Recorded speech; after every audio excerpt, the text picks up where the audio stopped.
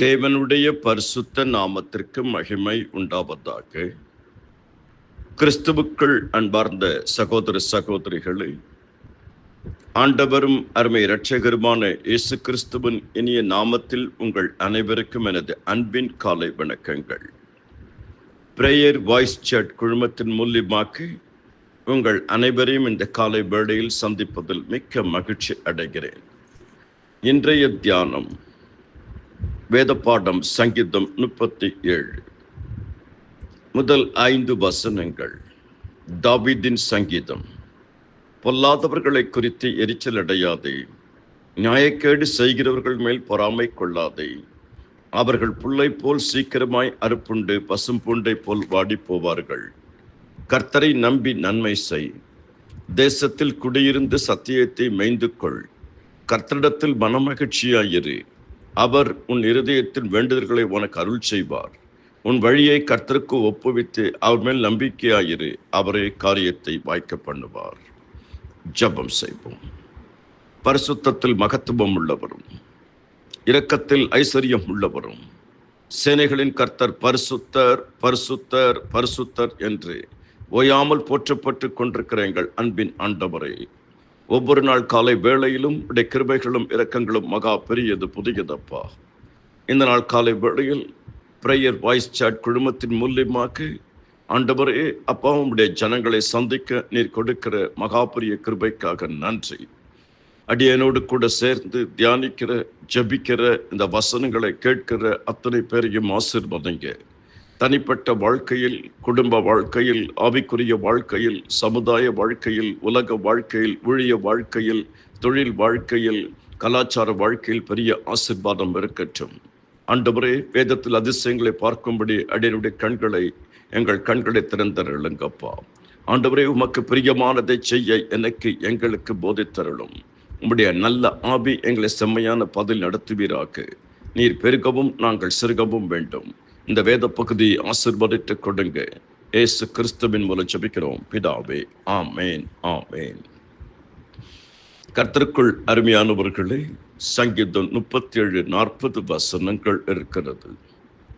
சங்கீதம் 37 தாவீதின் சங்கீதம். தாவீது அவர்கள் தன்னுடைய வயதான காலத்திலே இந்த சங்கீதத்தை எழுதுகிறார்.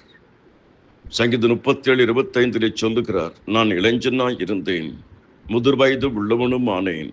ஆனாலும் நீதிமான் கைவிடப்பட்டதையும் அவன் சந்ததி அப்பத்துக்கு இறந்து திரிகிறதையும் நான் காணவில்லை என்று அழகாக சொல்லுகிறார்.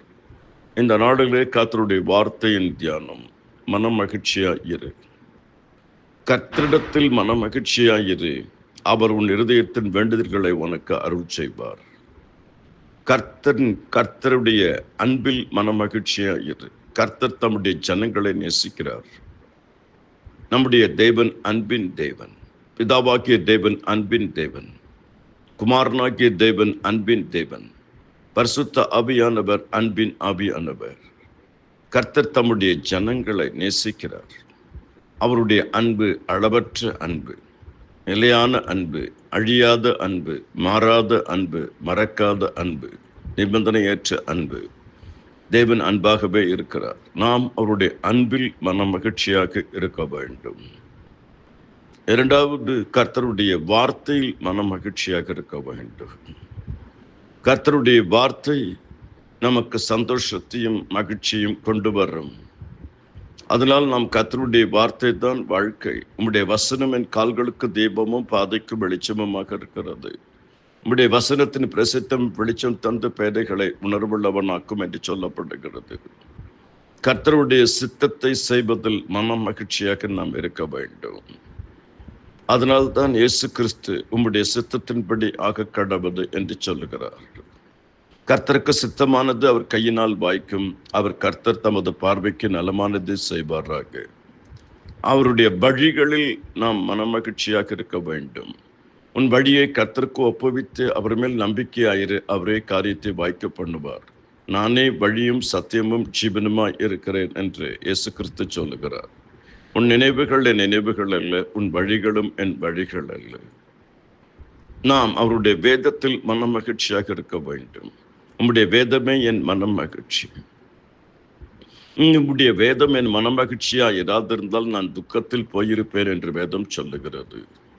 உம்முடைய வேதத்தை நேசிக்கிறவர்களுக்கு மிகுந்த சமாதானம் உண்டு, அவர்களுக்கு இடரல் இல்லை. கர்த்தர் தாமே உங்கள் ஒவ்வொருவரையும் அபரிமிதமாக ஆசீர்வதிப்பாராக. உங்கள் அனைவருக்காகவும் ஜெபித்திருக்கிறேன், தொடர்ந்து ஜெபிப்பேன். ஜெபியுங்கள், தியானியுங்கள், கர்த்தருக்கு ஊழியம் செய்யுங்கள்.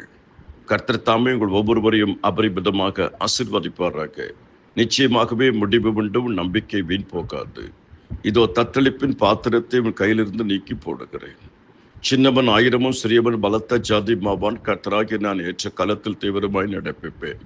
கர்த்தர் உன்மேல் பிரியமாய் இருக்கிறார். உங்கள் துக்கம் சந்தோஷமாய் மாறும். உன் துக்க நாட்கள் முடிந்து போகும். நான் உங்கள் பேரில் நினைத்திருக்கிற நினைவுகளை அறிவேன். அது தீமைக்கு ஏதுவானவைகள் அல்ல, சமாதானத்துக்கு ஏதுவான நினைவுகளை. கர்த்தருடைய கிருபைகள் அனைவரோடு இருப்பதாக. ஆமேன், ஆமேன்.